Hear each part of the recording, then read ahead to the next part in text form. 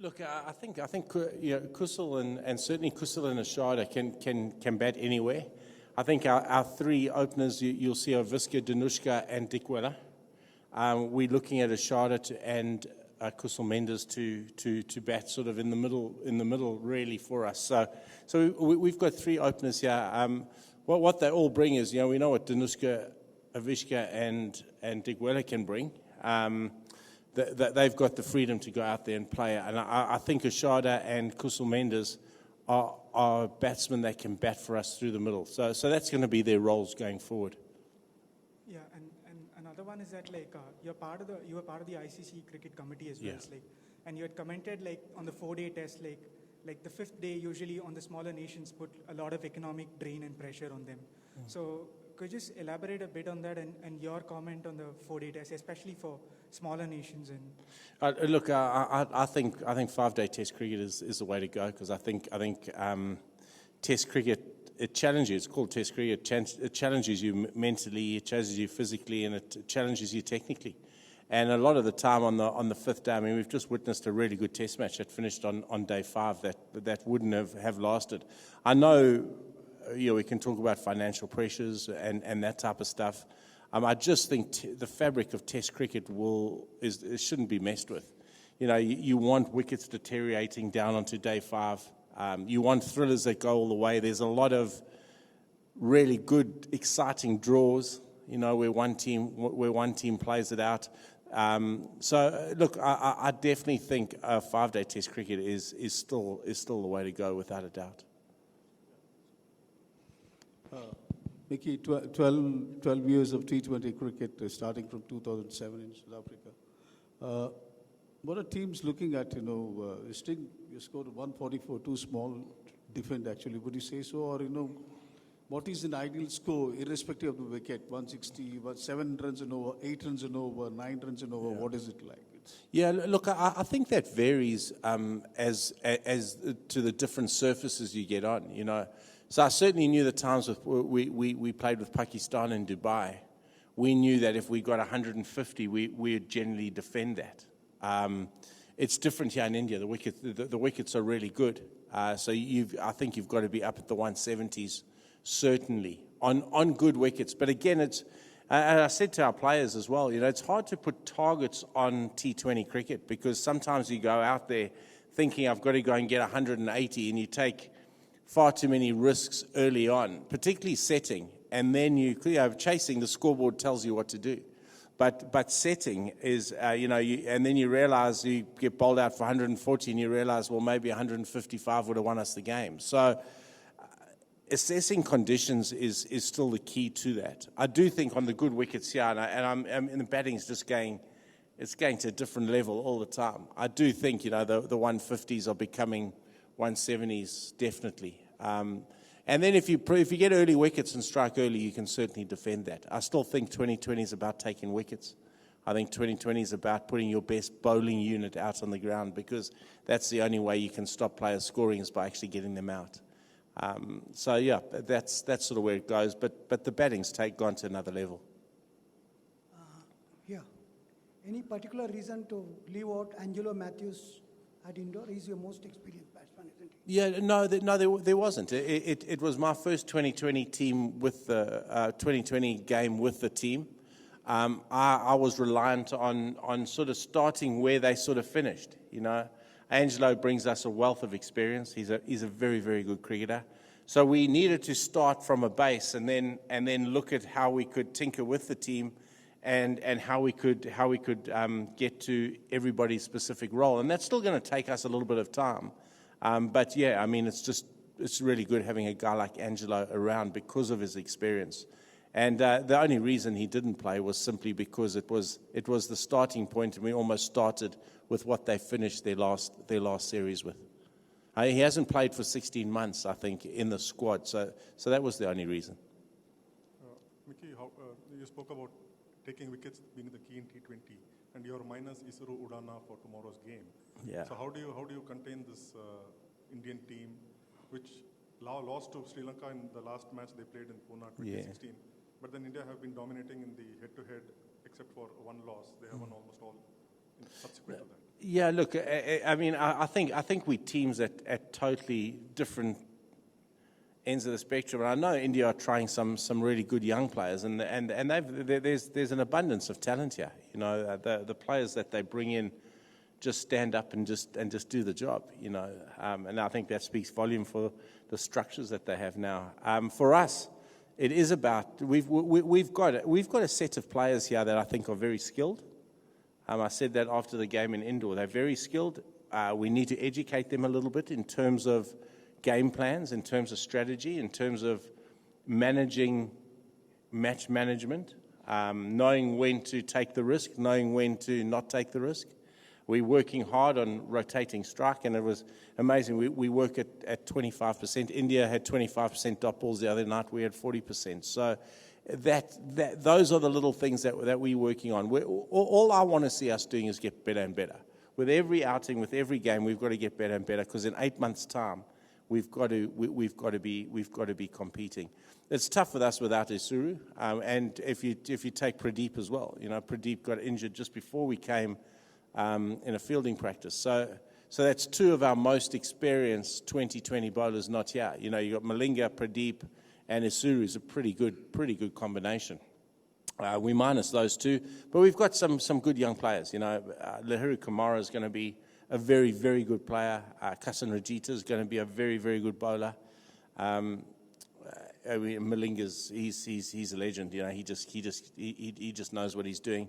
And we've got two very good wrist spinners here. So perhaps tomorrow we have a look at, you know, maybe trying to see if our wrist spinners can't do anything. Again, we'll just have a look to see what the wickets. There was a bit of grass on the wicket this morning, which would obviously look to aid the quick bowlers. But we'll just have a look tomorrow. Maybe it's baked, and maybe we can play out two mystery spinners and see what happens there. Mickey, Sri Lanka is passing through transition phase. It is said that, but they very pleasantly surprised everyone by winning in Pakistan. My question is whether this transition phase will get over by the time we reach T20 World Cup in October. You feel that whether there will be a finished product or still work in progress? I still think by the time we get to October, and this is what I keep stressing to our players, I keep stressing it to the group of selectors, is that we need to show consistency. We need to pick a squad now that we think are the best, and this is a series where we're finding out. It's my first time with the guys. We're finding out about who can play and what roles they can play, because as you said, we've got eight months. I think we've got quite a bit of cricket before, though. We've got the West Indies series. There's a series with South Africa. There's another series with India. We've got a series with Scotland and a series with Zimbabwe. So we do have a little bit of cricket coming up in order to get that balance right. But we don't want to be going into October not knowing what our best team is. So the sooner we can get that settled, the better. I think we're probably down to about 18 or 19 players now for those 15 spots. I've done a hell of a lot of work over the last 10 days with these guys to try and familiarize myself with a brand that we can play, a brand that is going to be particular to the skill sets that our players possess, and then molding in the roles that each guy can play to ultimately give us some success. So yeah, eight months is short, but we've got no option. We have to go there and qualify. So we've got to be on the money come the first game. But I do think in 2021, coming back to India, with the skill sets that we have, if we can keep these young boys together, I do think by that time we'll be a force to be reckoned with. Coach, you spoke about T20 batting having evolved so much. So what can be done to get parity between bat and ball? Perhaps getting rid of the power play, can it be one way? Yeah, that's a really interesting question, and I'm not sure. I don't know. I don't think people want to go to games. I think pitches. And I always say pitches. I think the best test cricket you watch is when the 280 plays 320, plays 260, plays a chase of about 250. Those are good games. And when the pitches offer a little bit for the bowlers, it's really good. Getting rid of the power play, I'm not sure. I don't think spectators want to come to games and just see sixes and fours and sixes and fours. It gets a bit boring. I think you want to see bounces and slower balls, but you want to see the bowlers getting a little bit out of it, and that could be spin bowlers as well, you know. So I think the best 2020 game is when 155 plays 155 and it goes down to the wire, with the bowlers always being interested. I think those are your best games. So I don't know. I don't know what the answer is. I don't think the power play necessarily, because I think that's quite an important and quite entertaining role, but maybe pitches. And ground size. Grounds are too small. Doesn't aid the spinners. Mickey, going back to the question of the transition, right now are you focusing more on the development of the players instead of the results, or how is it, what are you looking at? Look, I always hate to throw away results, because, you know, ultimately we have to be in it to win it, you know. And every game we play, we want to win. And I know our boys they're a very proud set of players. You ask any international cricketer, and they want to win every game. So we'll never, ever throw away the result. We certainly want to win every game we play. But again, for me, it's about learning about the players. It's about the players getting comfortable within a role. So yeah, we are in a developmental phase. We are in a transition phase. It is going to take us a little bit of time. But I think it's a cop-out if I use that line, certainly in the dressing room and to the media, because that's not good enough. Every time we go out, we want to be winning. Yeah, sure. You have coached South Africa, Australia, Pakistan, now Sri Lanka.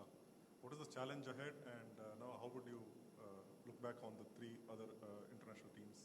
I look back incredibly fondly. I mean, the 5 years with South Africa was outstanding, but I was a very young coach then with a very young captain, and we had some great success. It's great to see those boys back in South African cricket now, the Bouchers, Callises, Smiths. That was good fun. Australia for me didn't really work out that well, but it did give me a really good place to live and an Australian passport, so that was good. But I enjoyed my time with Australia. It was different, you know. There were some really good players. It was a tough environment to coach in, though. And then Pakistan was fantastic. I had 3 wonderful years with that team. And again, it's exactly where we are with Sri Lanka, was where we started with Pakistan. Number 9 in the world in 2020. Number 7 in the world in ODI cricket. And they were at that stage a good test side, playing in Abu Dhabi. So we brought some really good young players through. And I think if I look back on my coaching career, those are probably three of the best years I had, because I felt I impacted a structure there and certainly impacted some players. And you always judge your tenors by what you leave behind. And I think we've left behind a really good young set of players. What happens to them now is certainly up to them. But I see exactly the same scenario here with Pakistan, with Sri Lanka. It was amazing. Grant Flower and I were sitting, because Grant was with me in Pakistan. We were actually just discussing it the other night, that we feel we're in exactly the same phase now with Sri Lanka as we were when we started with Pakistan. And hopefully we can mold a team, give some young guys experience, and give them ultimate success.